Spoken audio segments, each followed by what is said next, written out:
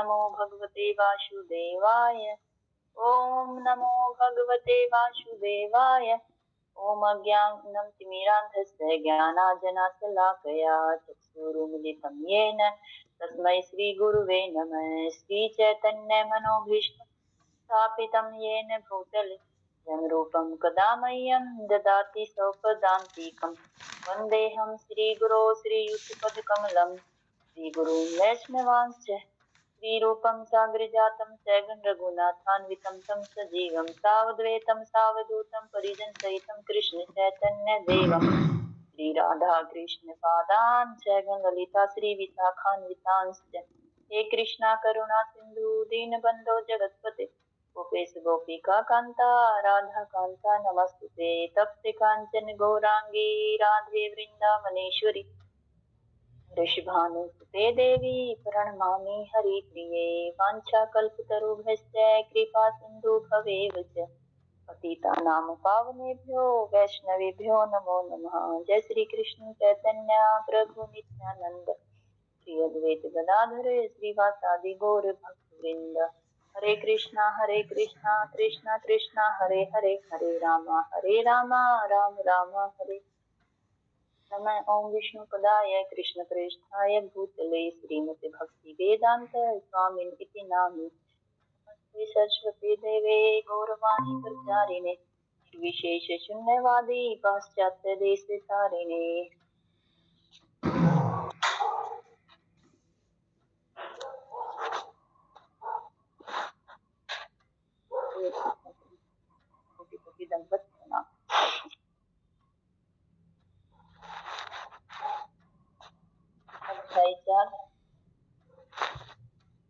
ब्रह्मांडी से परे आकाश वैकुंठ लोक।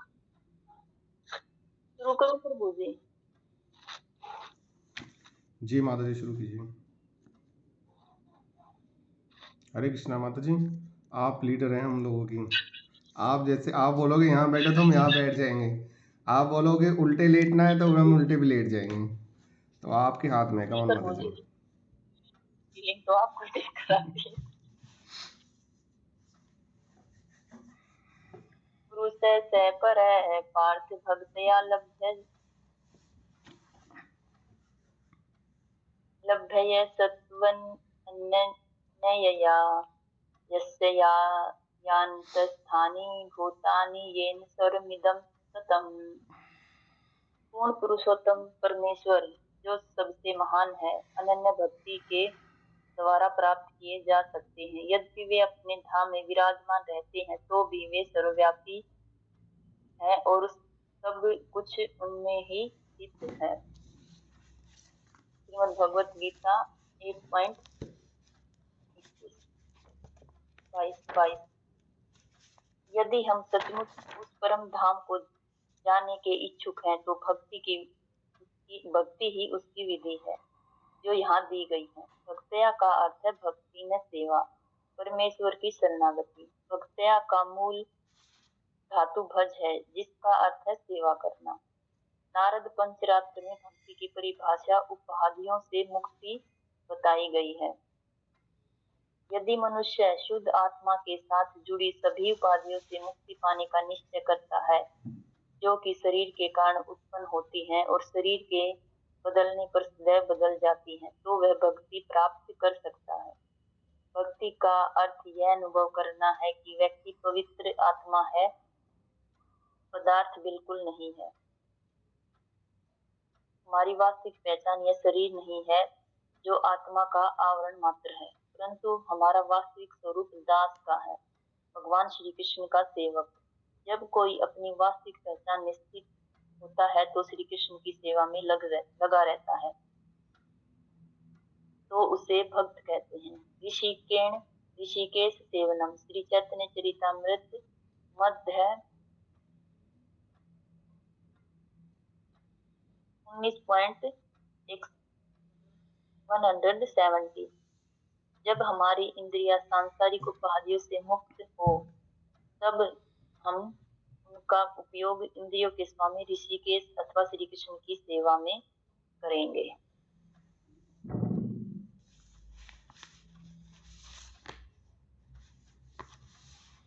इसमें जो है भगवत गीता का ये श्लोक है, इसमें जो है पूर्ण पुरुषोत्तम भगवान जो सबसे महान है, तो इसमें भगवान है, भगवान श्री कृष्ण है जो पूर्ण पुरुषोत्तम है, वो महान है अनन्य भक्ति के द्वारा, और जो उन्हें हम सिर्फ भक्ति के द्वारा ही प्राप्त कर सकते हैं और उन्हें प्राप्त करने का अन्य कोई भी साधन नहीं है। हम जैसे ही भगवान श्री कृष्ण की सेवा में लगते हैं तो भगवान को हम प्राप्त कर सकते हैं। ऐसे बोलते कि हम भगवान को देख नहीं सकते, लेकिन सिर्फ भक्ति के द्वारा ही एक भक्त भगवान को देख सकता है और उससे बातें भी कर सकता है। यद्यपि वे अपने धाम में विराजमान रहते हैं तो भी वे सर्वव्यापी हैं और सब कुछ उनमें ही स्थित है। जो भगवान भगवान है वो यद्यपि वे धाम में विराजमान रहते हैं, भगवान सर्वव्यापी हैं और वो अपने धाम में रहते हैं, लेकिन ऐसा नहीं कि वो सिर्फ अपने धाम में रहते हैं तो यहाँ पर नहीं होते। जैसे हम एक जगह है तो दूसरी जगह नहीं हो सकते, लेकिन भगवान है वो सब जगह है और सभी जीवों में है, और जो भी ब्रह्मांड में जो भी छोटी से छोटी और बड़ी से बड़ी वस्तु सब में भगवान स्थित रहते हैं। जैसे जब उत्तरा को जो था अश्वत्थामा ने, उत्तरा को भगवान ने वो छोड़ा था उस पर ब्रह्मास्त्र, तो भगवान उत्तरा के गर्भ में भी थे और बाहर भी थी। तो कुंती महारानी कहती है कि आप ही सब कुछ है भगवान, और जब भी हमारे ऊपर परेशानी आती है तब हम आपसे ही प्रार्थना करते हैं और इसलिए आप हमें छोड़कर मत जाइए। तो भगवान है वो सब जगह है, तो ऐसा नहीं कि भगवान एक जगह पर है तो दूसरी जगह पर नहीं है, क्योंकि भगवान ही सब जीवों को उत्पन्न करने वाले हैं। तो वो एक छोटी से छोटी पेड़ पौधे जीव जंतु मनुष्य सब चीजों में भगवान ही स्थित रहते हैं।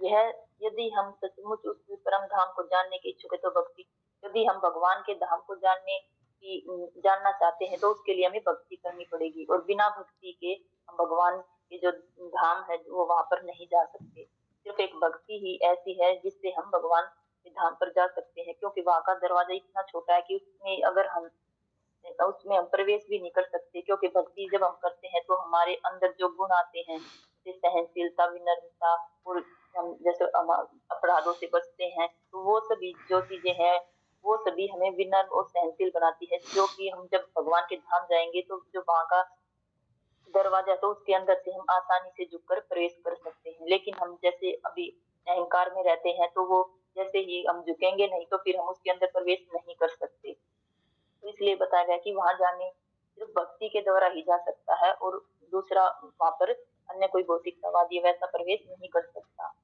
वो जो यहाँ दी गई है भक्ति की विधि जो यहाँ दी गई है, भक्त्या का अर्थ है भक्ति में सेवा, परमेश्वर की शरणागति। तो भक्त्या का अर्थ है जो भक्ति सेवा, यानी कि जो भगवान की हम सेवा करते हैं और भगवान की शरण में जाते हैं कि हे भगवान आप ही हमारे सब कुछ है। आप जैसे जैसे प्रभुपाद भी कहते हैं ना कि नचाओ नचाओ प्रभु नचाओ, कि भगवान जैसे भी जब वहां पर विदेश में प्रभुपाद गए थे तो वहां पर प्रभुपाद को इतने कष्ट झेले थे कि, और इतनी मुश्किल से 1 साल में जाकर 11 महीने में उनको एक जो था वो भक्त बनाया था, और वो भी फिर लास्ट में उनको मारने के लिए तो उनको मारने लगा था। तो प्रभुपाद कहते हैं कि प्रभु मुझे जैसे भी भगवान आप नचाओगे मैं वैसे ही करूंगा, मैं तो आपके हाथों की कठपुतली हूँ और आप मुझे यहाँ पर लेकर आए हैं तो आप जैसे चाहो वैसे करो।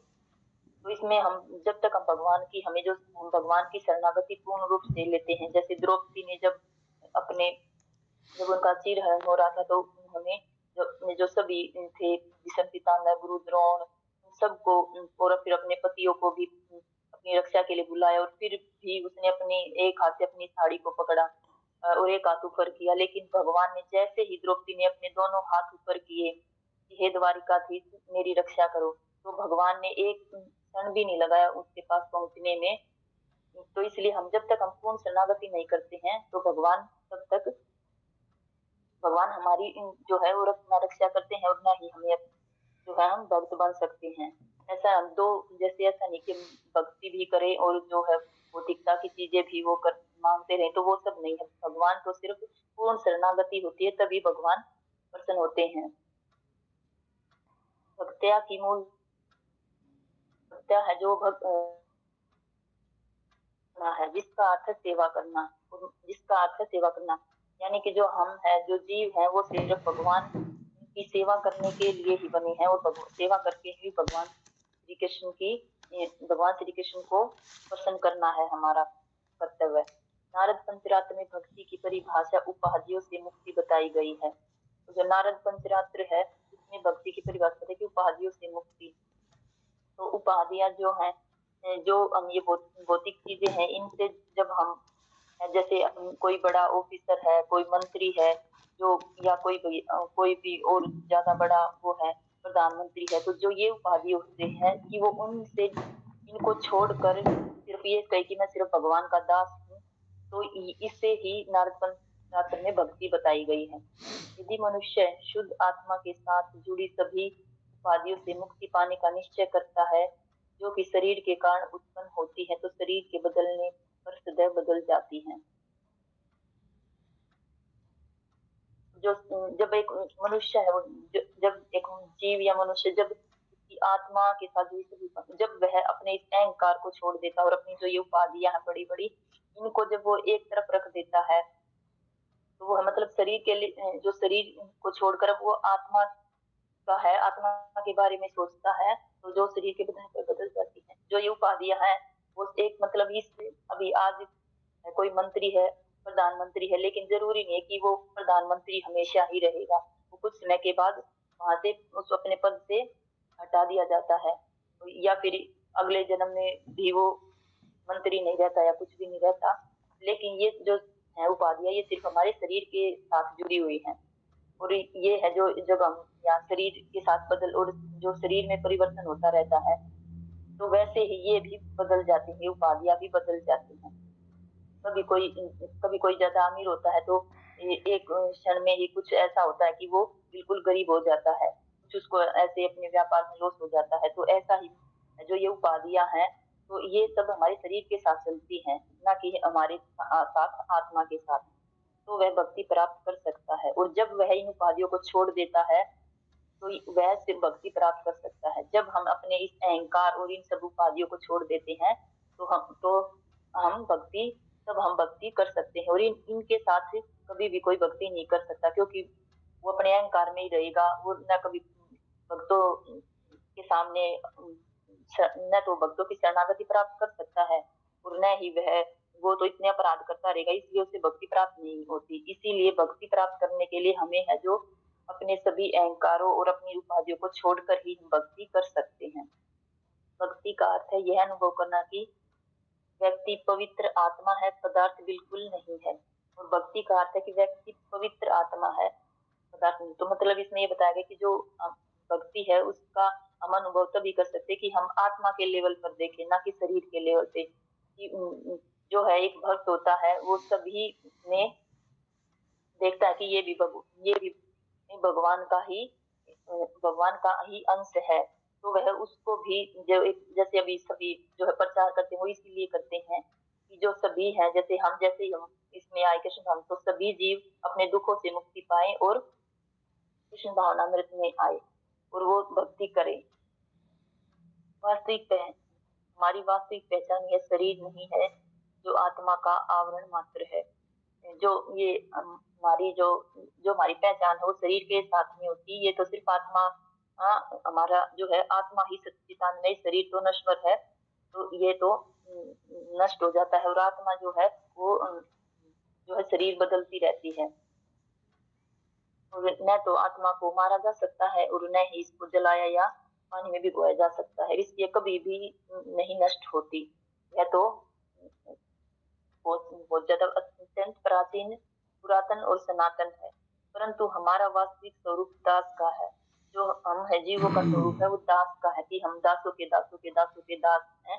और हम जब उनके वो करते हैं तो हम भगवान श्री कृष्ण के सेवक, और भगवान तभी हमसे प्रसन्न होते हैं जब हम भगवान के दासों के दासों के दासों के दास बनते हैं और उनकी सेवा करते हैं, तो भगवान श्री कृष्ण से प्रसन्न होते हैं। और फिर हम जब भगवान श्री कृष्ण का सेवक बनते हैं, और भगवान श्री कृष्ण की हम तभी सेवा कर सकते हैं जब कोई अपनी वास्तविक पहचान में स्थित होता है, वो श्री कृष्ण की सेवा में लगा रहता है, तो उसे भक्त कहते हैं।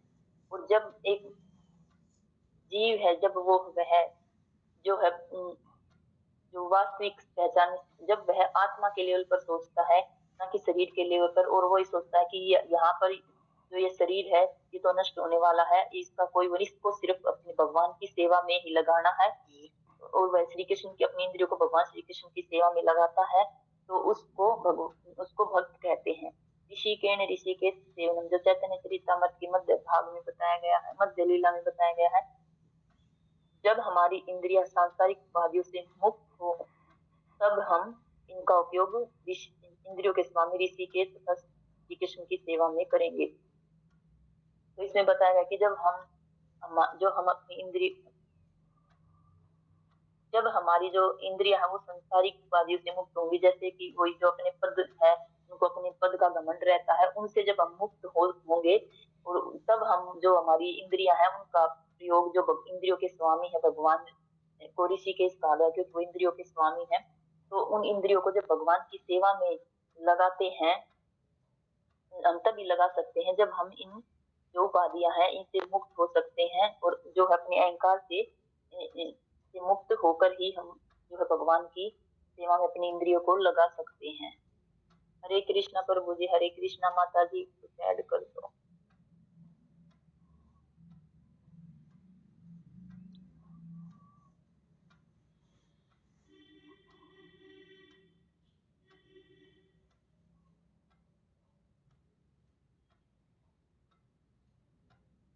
हरे कृष्णा माता जी, आपने सही बता दिया सारा ही माता जी, क्या बताने, सारा ही बता दिया आपने, बताने के लिए कुछ छोड़ा ही नहीं है माता जी। जैसे इसमें भगवत गीता में भी श्लोक में बताया ना, और जो कि भगवान के मतलब सवांश चतुर्भुज और विभिन्न नामों से विख्यात है भगवान के। कितने नाम है, हे केशव, हे माधव, हे अनुरुद्ध, ऋषिकेशम, संकरस, पुरदून और सिरधर, वसुदेव, दामोदर, जनाधर, नारायण, वामम, पद्मनाभ आदि कितने नाम, भगवान कितने नाम से पुकारे जाते हैं। तो इसमें यही ब्रह्म संहिता में भी मतलब इसकी पुष्टि हुई कि यदि भगवान निरंतर परम धाम गोलोक वृंदावन में रहते हैं, किंतु ये सर्वव्यापी है ताकि सब कुछ इस सुचारू रूप से चलता रहे। अब भगवान अपने धाम में भी है, सारे जगत में भी व्यापक है, सब कुछ भगवान के ही निरंतर में चलता रहे, ऐसा वेदों में भी है और उपनिषद में भी कहा गया है कि परम शक्ति सर्वधे सुयते ही स्वाभिविक ज्ञान बल क्रिया ही जय।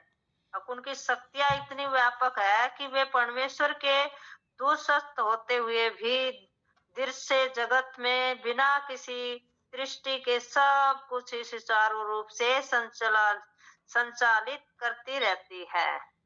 अब भगवान की शक्तियां इतनी है कि वो मतलब कि सारे संसार में संचालित करती रहती है, और भगवान अपने धाम में भी रहते हैं, सब कुछ वहीं पर बैठे बैठे ही सब कुछ देखते हैं सबको। भगवान सबके हृदय में स्थापित है, भगवान को सबकी खबर रहती है कि हम तो अब खाया, हमें कल का खाना खाया था ये भी याद नहीं रहता, भगवान को तो सब याद रहता है, बोलते नहीं है ना भगवान। तो कहते हैं ना कृष्ण भगवत गीता में भी कहते हैं ना कि हे अर्जुन, आप मेरे आपके लाखों जन्म हो चुके हैं परंतु आप भूल चुके हैं, पर मेरे सब कुछ याद है।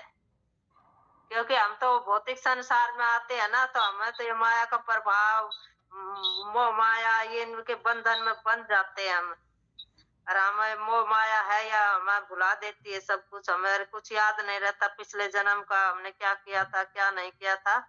अब भगवान तो सब कुछ याद रहता है, भगवान के तो वो तो अंतर्यामी है। हरे कृष्णा माता जी, और आपने सब अच्छे से बता दिया, आगे पढ़िए। प्रभु जी आप कुछ ऐड कर दो। नहीं माता जी, आपने सभी ऐड कर रखा है, आप आगे चलें। जैसा कि श्रील रूप गोस्वामी कहते हैं कि हमें भगवान श्री कृष्ण की सेवा अनुकूल रूप से करनी चाहिए। साधारणतः हम श्री भगवान की सेवा कुछ भौतिक उद्देश्य या लाभ के लिए करना चाहते हैं। निसंदेह श्री भगवान के पास भौतिक लाभ के लिए जो जाता है वह उससे कहीं अच्छा है जो भगवान श्री कृष्ण के पास कभी जाता ही नहीं। परंतु हमें भौतिक लाभ की इच्छा से मुक्त होना चाहिए। श्री कृष्ण को समझना हमारा उद्देश्य होना चाहिए। निसंदेह श्री कृष्ण अनंत है और उन्हें समझना असंभव नहीं है, परंतु हम जो कुछ भी समझ सकते हैं उसे हमें स्वीकार करना होता है। श्रीमद् भगवत गीता विशेष रूप से हमारे समझने के लिए प्रदान की गई है। इस प्रकार ज्ञान ग्रहण करके हमें जान लेना चाहिए कि श्री कृष्ण प्रसन्न होते हैं और हमें उनकी प्रसन्नता के अनुरूप उनकी अनुकूल सेवा करनी चाहिए। कृष्ण भावनामृत एक महान विज्ञान है जिसमें विपुल साहित्य उपलब्ध है और भक्ति की उपलब्धियों के लिए हमें का उपयोग करना चाहिए। तो इसमें जो कि है श्री रूप गोस्वामी कहते हैं कि हमें भगवान की अनुकूल सेवा करनी चाहिए, कि जो हमें भगवान की सेवा ऐसे नहीं कि हम भगवान की सेवा करते हैं तो उसके बदले में हम कुछ अपना लाभ पाना चाहते हैं। हमें जब भगवान की हम सेवा करें तो पूर्ण रूप से भगवान की शरणागति होके और सिर्फ भगवान को ही प्रसन्न करने के लिए कि भगवान बस मुझे आप अपनी सेवा में हमेशा लगा कर रखना। इसके लिए नहीं कि भाई हमें कुछ चाहिए, इसके बदले में भगवान की सेवा करते हैं। कि जैसे जो है हम अन्य देवी देवताओं की पूजा करते हैं कि भगवान मैं आपके नवरात्रि करूंगी, पूरी बांटूंगी तो मेरा ये काम कर देना।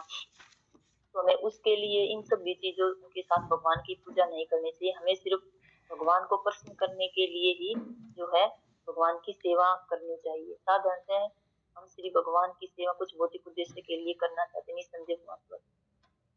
तो इसमें बताया कि जो हम अगर भौतिक चीजों के लिए भगवान की सेवा करते हैं ना, या अपना कुछ लाभ या उद्देश्य लेकर भगवान के पास जाते हैं, तो उससे अच्छा है कि जो भगवान की सेवा ना करे, कि हम उसके बदले में ये तो, क्योंकि अगर हम कुछ भगवान से मांगते हैं और भगवान की सेवा करते हैं तो ये एक व्यापार है, जबकि हम भगवान के साथ व्यापार नहीं कर सकते। तो इसमें उससे अच्छा उसको बताया गया कि जो भगवान के पास जाता ही नहीं, वो है जो भगवान के पास मांगने के लिए जाता है। उससे अच्छा वो है कि जो भगवान का सेवा करता ही नहीं। परंतु हमें भौतिक इच्छा से मुक्त होना, और जब हमें भौतिक इच्छा से मुक्त होकर ही भगवान की सेवा करनी चाहिए। और हमारा उद्देश्य यही है कि हम भगवान श्री कृष्ण को समझे, उनकी सेवा करें। जिस निसंदेह श्री कृष्ण अनंत है, उन्हें समझना असंभव है। जो भगवान श्री कृष्ण है वो अनंत है और उन्हें समझना असंभव, उनको हम समझ नहीं सकते। जबकि जो है समझ नहीं सकते, परंतु हम जो कुछ भी समझ सकते हैं उसे हमें स्वीकार करना चाहिए। लेकिन भगवान को हम जितना, जैसे हम शास्त्रों का अध्ययन करते हैं अपने गुरु और वरिष्ठ जनों से, जब हम उनसे सुनते हैं तो जो है हम भगवान के बारे में कुछ समझ सकते हैं, और जो हम समझते हैं उसे ही हमें स्वीकार करना होता है।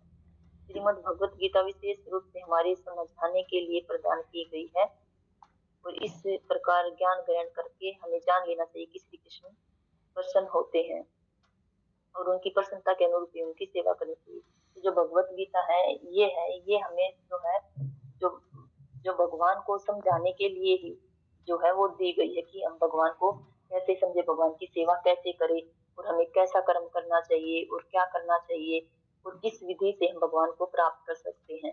तो सिर्फ भक्ति की ही एक ऐसी विधि है जिसके द्वारा हम भगवान को समझ सकते हैं, और जो इसका ज्ञान ग्रहण कर लेना चाहिए। जो भगवत गीता का हम ज्ञान ग्रहण करना चाहिए, और जो भगवत गीता के में जो बताया गया है उसके अनुसार हम अपने जीवन को उसको अपने जीवन में लाते हैं, तो भगवान श्री कृष्ण अत्यंत प्रसन्न होते हैं।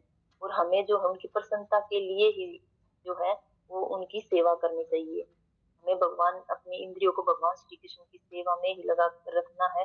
और जैसे जो एक भक्त है वो सिर्फ सुबह उठ सोता है तो वो भी सिर्फ इसलिए सोता है कि मैं थोड़ी देर आराम कर सकूं, जिससे मैं सुबह जल्दी उठकर भगवान की सेवा अच्छे से कर सकूं। तो जो उसका सोना भी है एक भक्त का, वो भी भगवान की सेवा ही है। कृष्ण भावनामृत एक महान विज्ञान है जिसमें विपुल साहित्य उपलब्ध है, और भक्ति की उपलब्धियों के लिए हमें उसका उपयोग करना चाहिए। जो है कृष्ण भावनामृत जो जो हमें प्रभुपाद ने दिया है, ये एक महान विज्ञान है, और इसमें जो विपुल साहित्य उपलब्ध है, तो विपुल साहित्य जो वैदिक साहित्य है, और इसमें वेद संहिता ब्राह्मण ग्रंथ, आरण्यक तथा उपनिषद शामिल है। जो ये विपुल साहित्य है, ये सब इसमें होते हैं। कि इसमें जो बताया गया है कि जो विपुल साहित्य है ये सब इसमें भक्ति की उपलब्धियों के लिए हमें इसका उपयोग करना चाहिए। तो जो ये है विपुल साहित्य, जो हमारे ये ग्रंथ है, ये शास्त्र है, जो या जो जैसे जो मंत्रों के द्वारा, जैसे हमारा हरे कृष्ण महामंत्र है, तो इसके द्वारा ये सभी है जो ये है, ये आरण्यक में आते जो ये मंत्र है, और जो वेद संहिता है, तो जैसे अभी हम ये आरतियां गाते हैं, ये सभी जो है ये काव्य रूप में या मंत्र के रूप में हमें इन सब उपलब्धियों को भगवान श्री कृष्ण की सेवा के लिए ही करते हैं। जैसे हम सुबह जब गुरु अष्टकम गाते हैं या प्रभुपाद की जब हम गाते हैं, पर गुरु वंदना गाते हैं, तो ये सभी जो है ये हमें सिर्फ भगवान की, हम भगवान को प्रसन्न करना ही चाह रहे कि भगवान, हम अपने गुरु को प्रसन्न करते हैं, हम भगवान को प्रसन्न करने के लिए ही इनका जो है ये विपुल साहित्य है, इनका उपयोग करते हैं। हरे कृष्णा प्रभु जी, हरे कृष्णा माता जी, माता तो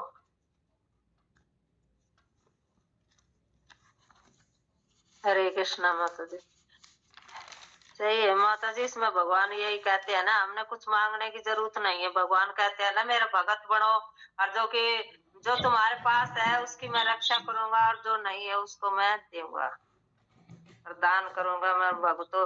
भगवान कहते हैं ना, मेरे भगत का कभी विनाश नहीं होता। भक्ति करो, भगवान के लिए कुछ मांगना नहीं है, भगवान अपना आप सारी व्यवस्था कर देते हैं। भगवान बस नुका मेरी भक्ति में लगे रहो, बस निस्वार्थ, कोई स्वार्थ नहीं। कोमल हृदय से कुछ मांगना नहीं, कुछ नहीं मांगना है भगवान की, बस निस्वार्थ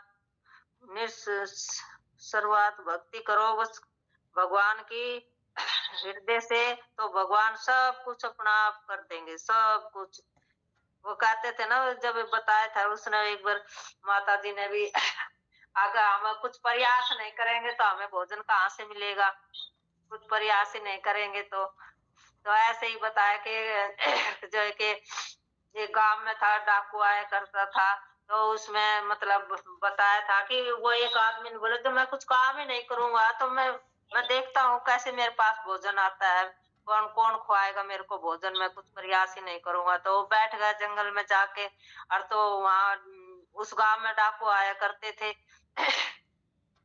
तो वो बैठ गए, वे डाकू आ गए और गांव में मतलब चले गए, तो सारे मतलब कुछ मिला, गांव के लोग भाज के ना कुछ सामान लेके, कुछ खाना पीना का अपना जंगल में निकले आए वे डर के मारे, और तो वहां एक पेड़ के नीचे बैठा था तो वे फिर वे जंगल से आए वे डाकू, तो वे वहां भी उनको सामान को छोड़ कर और चले गए डर की मारी, और वो आदमी पेड़ के ऊपर चढ़ के बैठ गया और नीचे वो सामान रखा था। तो डाकुओं ने सोचा कि गांव के लोग ने यहाँ माल मताल ने यहाँ छोड़ के चले गए हैं, उन्हें देखा पोटलिया में, बन बोले तो खाना है, खा के देखो। फिर वो एक आदमी बोले उसमें नहीं खाना नहीं है, क्या पता इसमें जहर मिला रखा वो हमें मारने के लिए उन्हें चाखा ही नहीं। फिर उन्हें ऊपर देखा तो एक पेड़ पर बैठा था, वो ही पकड़ लिया वो आदमी बोले नीचे आ, इसको चाखो, इस भोजन को ठाड़ से उसका मुंह में ठोक्या जब उसने बोला कि नहीं मैंने नहीं रखा ये, तो वे गांव के आपके डर की मारी ना यहाँ छोड़ के चले गया, मैं तो ऐसे ही बैठा हुआ, मेरा नहीं है भोजन, मेरा नहीं है। उसको ठाड़ से खुआया। तो कहते हैं ना भगवान सब, भगवान ने सबकी व्यवस्था कर रखी है भोजन की, हमें कुछ प्रयास करने की जरूरत नहीं है। तो देखो जब उस आदमी ने समझा कि हाँ हम भाई भगवान ने हमारी सब परीक्षा ली, उसने भगवान की परीक्षा ली, तो भगवान ने उसकी करी ना मदद, उसको देख ली प्रसाद कैसे मिला, उसको ठाड़ से खुआया गया, हम डाकुओं ने ठाड़ से खिलाया उसको मुंह खोल के। वो बोले मैं प्रयास ही नहीं करूंगा, देखा कैसे भोजन आएगा मेरे पास। तो देखो भगवान ने उसकी वो सारी व्यवस्था करी, तब उसका भ्रम टूटा, और तब उसने कहा कि अब मैं भगवान की भक्ति करूंगा। सचमुच ही भगवान सबकी व्यवस्था कर रखी है, भगवान ने इस जीव भेजे है इस संसार में, तो सबकी व्यवस्था करके ही भेजते हैं वे, हमें कुछ प्रयास करने की जरूरत नहीं है। वो सब कुछ तो भगवान ही करते हैं, हम तो एक दरिया बना रखा है कि हमने किया ये हमने किया, नहीं तो सारी व्यवस्था तो भगवान ही करते हैं। हरे कृष्णा माता जी। और आगे फिर मुझे आप बता जी कुछ। माता जी आप लोग सभी कुछ ऐड करते जा रहे हैं, मैं क्या ही बताऊं। आप अपने स्टोरी के हिसाब से समझा दो प्रभु जी। माता जी इसमें सबसे पहली लाइन है ना, जैसे कि श्री रूप गोस्वामी कहते हैं हमें भगवान श्री कृष्ण की सेवा अनुकूल रूप से करनी चाहिए। तो यहाँ पर जो श्री रूप गोस्वामी बोल रहे हैं अनुकूल रूप क्या है? अनुकूल रूप वो विधियाएं हैं जो हमें बताई गई हैं, वो 9 तरीके हैं जिनसे हम भगवान की भक्ति कर सकें। और ये जो एक लाइन है, इस लाइन में हमें भगवान के धाम पहुंचने का रास्ता दिया गया है। सिर्फ सिंपल सी भाषा लिखा है गोस्वामी महाराज ने, लेकिन इसके अंदर सभी कुछ इंक्लूड है। जब प्रभुपाद जी विदेश जाने के लिए निकले थे, तो जहाँ पर वो रहते थे, वो कौन से टेम्पल में रहते थे माता जी?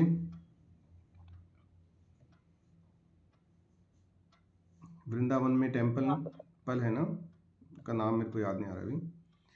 तो वहाँ पर उनके निकलने से कुछ समय पहले सुबह उन्हें श्री रूप गोस्वामी जी के साक्षात्कार हुए थे, और उनके कमरे में इतना ज़्यादा प्रकाश था कि वहाँ के जो पुजारी हैं उन्होंने भी इस चीज़ को नोटिस किया था कि इतना ज़्यादा प्रकाश है यहाँ।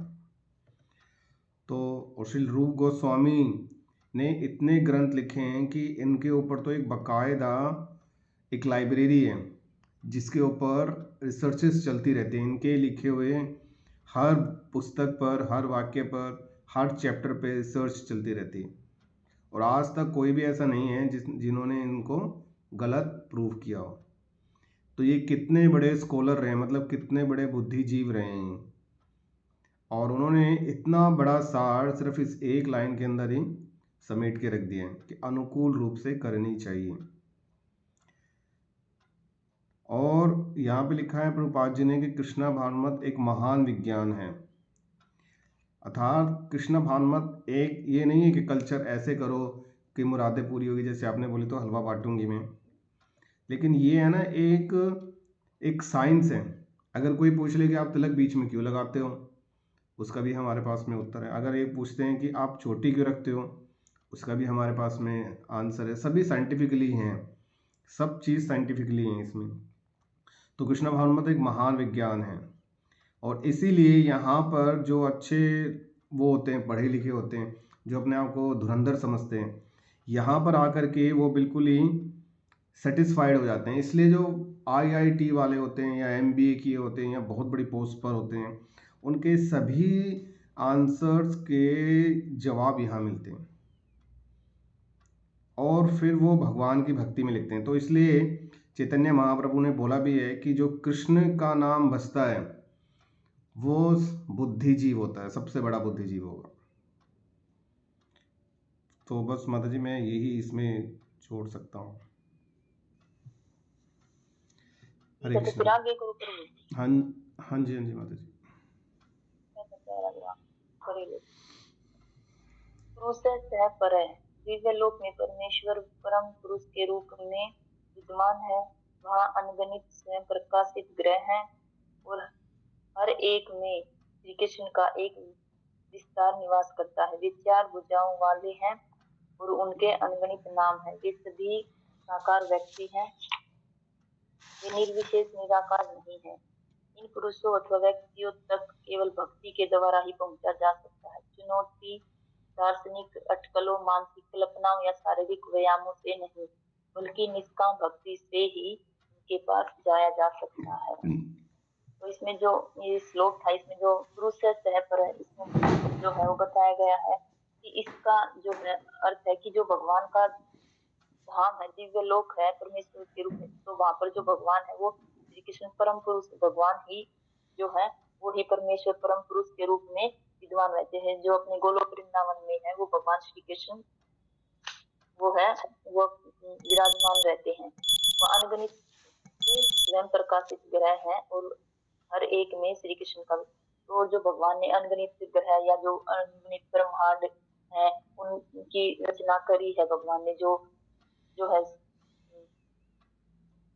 गर्भोदक साई विष्णु है, है ना माता जी, वही है ना कि जिनसे अनेकों ब्रह्मांड निकलते हैं।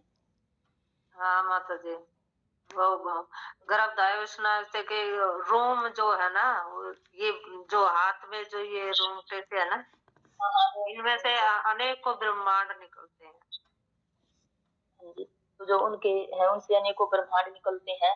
तो वो जो भगवान जैसे उसमें गर्भोदक विष्णु, क्षीरोदक विष्णु, और फिर जो है ये जो सभी विष्णु है और इनके अनेक जो है अनेक भगवान के अनेक रूप हैं।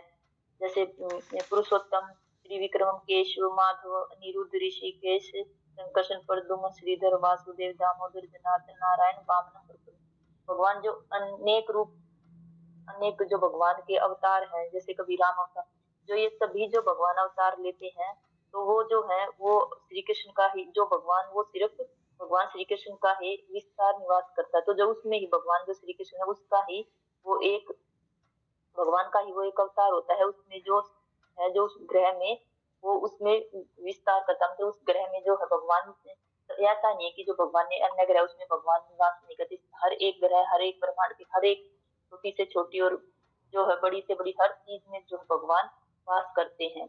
और वे जो चार भुजाओं वाले हैं उनके नाम, भगवान के अनेक नाम हैं और वे सभी साकार हैं। तो जो भगवान है वो जो अन्य जो सभी ब्रह्मांड के अन्य जो ग्रह हैं, जो यहाँ पे जो अन्य ग्रह हैं उन सभी में भगवान साकार रूप में रहते हैं। ऐसा नहीं कि जैसे ब्रह्म जो निर्विशेषवादी मानते हैं कि वो ज्योति स्वरूप में नहीं रहती, वो अपने साकार रूप में ही रहते हैं। जैसे भगवान विष्णु है वो चार भुजाओं वाले हैं। तो जब कुछ देवताओं को या शिव जी को या जब ब्रह्मा जी को भी कुछ पूछना होता है या कुछ इसमें पृथ्वी पर जब कोई पृथ्वी माता ज्यादा पापों के बोझ से दब जाती तो वो भी भगवान विष्णु सब देवताओं को साथ लेकर भगवान विष्णु के पास जाते हैं। और जब जब विष्णु के पास भी इन चीजों का समाधान नहीं होता, कुछ ज्यादा ही बड़ी जैसे पाप बहुत ज्यादा बढ़ जाता है, तब फिर जो भगवान विष्णु है वो फिर सबको जो भगवान का धाम गोलोक वृंदावन है वहां पर लेके जाते हैं। तो ऐसा नहीं है कि भगवान ऐसे कि जैसे भाई विष्णु भगवान है वो उनका तो रूप नहीं है, वो तो निराकार है, एक ज्योति के नहीं, उनके जो अंश है उनमें भी वो भी साकार रूप है। जैसे भगवान राम है, नरसिंह देव भगवान है, वो चाहे है जो वामन अवतार लिया था भगवान ने, जो कोई भी भगवान का जो है अवतार है उन सभी में भगवान साकार रूप में आते हैं और अपनी लीलाएं करते हैं। इन पुरुषों अथवा व्यक्तियों तक केवल भक्ति के द्वारा ही पहुंचा जा सकता है। और जो इन जो ये जो पुरुष है इनमें भगवान को बताया गया कि जो पुरुष है या व्यक्ति है, यानी कि जो भगवान राम है या जो भगवान श्री कृष्ण है या वामन अवतार नरसिंह भगवान है, वो सबकी रक्षा करते हैं। तो हम जब इन अवतारों की पूजा करते हैं, उनकी जो भक्ति करते हैं, उनके पास हम तभी पहुंच सकते हैं। ऐसा नहीं है कि जो हम चुनौती दार्शनिक अटकलों मानसिक जैसे हम या व्यायाम करके या जो भी भाई मानसिक अपने मन में सोच ले ऐसा, या किसी भगवान चुनौती देकर, इन सब चीजों के द्वारा जो हम भगवान के जो धाम है वहां पर नहीं पहुंच सकते। जैसे जो भगवान राम का धाम है वो साकेत धाम है, या जो अन्य जहाँ पर भी हम जिस भी हम रूप में भगवान की सेवा करते हैं तो हम सिर्फ उसके धाम में पहुंच जाते। लेकिन वहां तक भी पहुंचने के लिए हमें जब तक हम पूर्ण शरणागति और उनकी अपनी इंद्रियों से उनकी सेवा नहीं करेंगे और जो है तब तक हम जो है उनके धाम में नहीं पहुंच सकते। और ना ही हम भगवान को किसी भी रूप में उनको जो है जान सकते हैं। तभी भगवान को जो है पहचान सकते, जान सकते हैं, उनको देख सकते हैं जब हम पूर्ण रूप से शरणागति लेकर और गुरु और वरिष्ठ जनों का जो है उनके बताए अनुसार ही हम उनको पहचान सकते हैं। ना कि जैसे कोई चुनौती देता है कि दिखाओ भगवान कहाँ है, तो ऐसे भगवान किसी के भी कहने से भगवान जो है वो दर्शन नहीं देते। दार्शनिक अटकल जो कोई अपने मन में कि भगवान को कोई जैसे अग्नि के चारों तरफ गर्मी में अग्नि लगा के बैठता है कि वो सब करे, मानसिक या अपने मन में सोचते कि भाई मैं मानसिक कल्पना या शारीरिक व्यायाम या कोई भी जैसे जो व्यायाम करते हैं, तो इन सब चीजों से भगवान प्राप्त नहीं होते। भगवान की जो निष्काम भक्ति है कि बिना स्वार्थ के, बिना किसी कुछ भी मांगे, जो भगवान की सिर्फ भगवान को ही प्रसन्न करता है, भगवान की किसी भी रूप में करता है, तब ही भगवान उसी रूप में उस भक्त की जो है उस भक्त को दर्शन देते हैं। हरे कृष्णा प्रभु जी, हरे कृष्णा माता जी। कुछ जोड़ दो। प्रभु जी आपने रिकॉर्डिंग तो शुरू कर दी होगी ना? हाँ जी, इसमें हाँ जी। यही है माता जी, हरे कृष्णा, जो कि ये बताया ना इसमें कि जो ये चुनो जो निर्विशेषवादी है, ये जो चुनौती देते हैं भगवान को, दार्शनिक जो अटल अटल कलो मानसिक कल्पनाओं से या शरीर सांसारिक व्यायामों से नहीं। अब ये और जो भक्ति की जो विद्या बताई गई है, अब जो कि व्यायाम करे है या दार्शनिक मतलब ये ऐसी मतलब भक्ति करते हैं, इनसे भगवान नहीं पा सकते वे। ये भगवान ने कहा ना कि बल्कि निष्काम भक्ति से ही उसके पास जाया जा सकता है। भक्ति के द्वारा ही भगवान के पास पहुंचा जा सकता है, अन्य कोई विधि नहीं है। और भगवान साकार रूप में है, निराकार नहीं है। भगवान का भी एक रूप है। ये निर्विशेषवादी बताते हैं भगवान का कोई रूप नहीं है, न इनके हाथ है न पैर है, कुछ नहीं है। भगवान की ये ऐसी कल्पना करते हैं। तभी तो ये उस जो ब्रह्म ज्योति पे ही अपना वो लगावे है ध्यान। अब हम भगवान की इस ज्योति में मिल जाएंगे तो फिर हम भी भगवान हो जाएंगे, और भगवान तो है ही, भगवान में मिल जाएंगे तो हम भी भगवान ही हो जाएंगे। हरे कृष्णा माता जी, और इसमें ऐसा कुछ खास नहीं है, आपने बता दिया सब। प्रभु जी कुछ आप जोड़ दो। फिर बुझी नहीं पता होगा कुछ। माता जी हमने ऐसा प्रश्न कुछ नहीं पूछना है, ना आवे, फिर बुझी ना आवे प्रश्न पूछना। ऐसा कुछ नहीं है माता जी।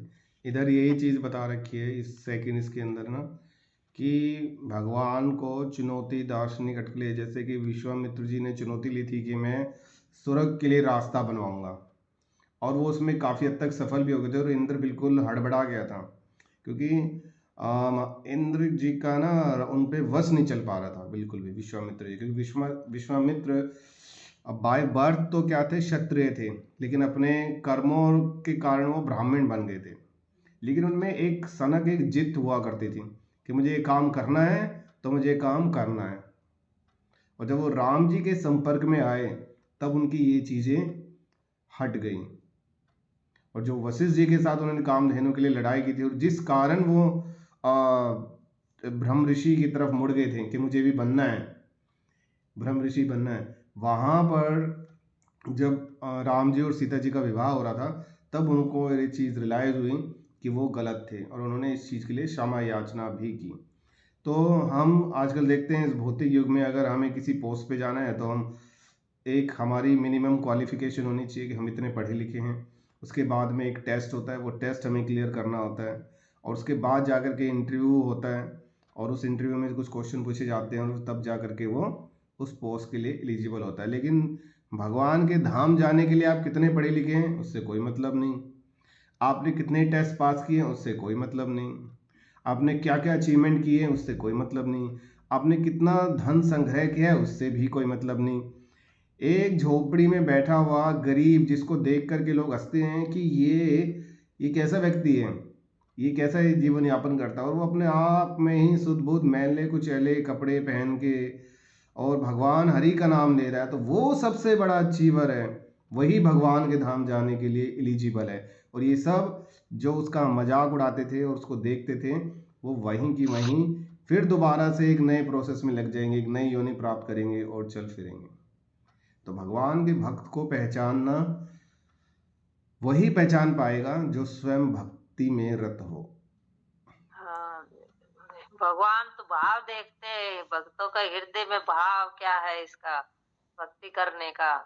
जो सच्चे पते फिर बुझी भी बताते हैं ना, एक कहानी, एक नारद मुनि जा रहे थे भगवान के पास, तो वो एक तो उससे बोला का चलो भगवान के धाम, भगवान से कुछ संदेश देना है आपने। अख नहीं, भगवान से ब्राह्मण था एक पंडित, अख नहीं, भगवान से पूछना कि मेरा कद बुलावा आएगा, मैं कद भगवान के धाम जाऊंगा। फिर दूसरा एक आगे से गया तो नारद को एक मोची मिला, तो उस मोची से भी पूछा कि आपने कुछ कहना है भगवान से, मैं भगवान के धाम जा रहा हूँ। हक नहीं, मुझे तो कुछ नहीं कहना। फिर भी नारद मुनि भगवान के पास गया, तो फिर वो फिर दोबारा आया वो उस लोक में। तो वे ब्राह्मण ने कहा कि आपने पूछा भगवान क्या कर रहे थे, आप गए तब। अब भगवान ना सुई की नोक में से हाथी को निकाल रहा था। तो ब्राह्मण ने अचंबा किया, ऐसा कभी हो सकता है कि सुई की छेद में से हाथी को निकाला जा सके? ऐसा ऐसा संभव नहीं हो सकता, ये ऐसा नहीं हो सकता। बोले नहीं, भगवान ऐसा ही कर रहा था, मैं गया तब। तो फिर मोची के पास गया तो मोची से भी पूछा, मोची ने पूछा कि आप भगवान क्या कर रहे थे, भगवान के धाम आप गए थे। अब भगवान ना सुई की छेद में से हाथी को निकाल रहा था।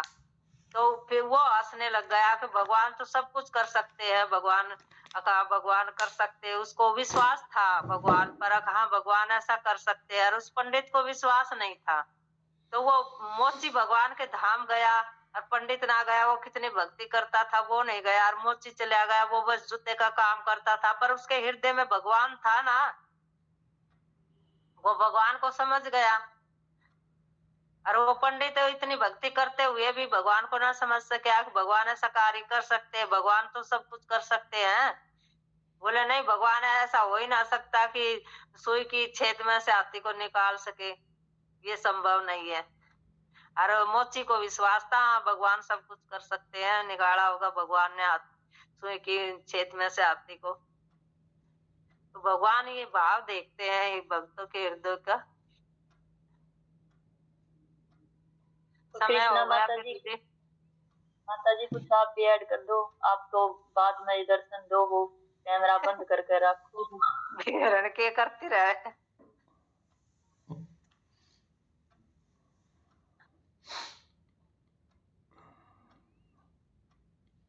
सुना भी है ना बेर हम कहाँ तक आगा माता जी, सुना भी है कि कैमरा बंद करके काम करती रहा। माता जी की म्यूट करो, जब मैं तो सुनेगी का ठीक आवाज है। ना आ रही आपकी। मैंने को मैं काम क्या करूंगी इस टाइम। तो क्यों ना कैमरा खोला, सुने कर, हमने सब न देखे कर, सबका हमारा दर्शन करे करा, हमने अपना दर्शन दिए कर। वही ना, दर्शन पवित्र करे तो आपके दर्शन देख हम भी कुछ पवित्र हो जाए। और क्या। आप अपना कैमरा बंद कर लेते हो। मैं तो सब तय बेकार हूँ। जो यह भगवान चुनौती तो भगवान थोड़ी प्राप्त होएगा। भगवान की तो भक्ति प्रेम भाव इनसे भगवान प्राप्त होगा।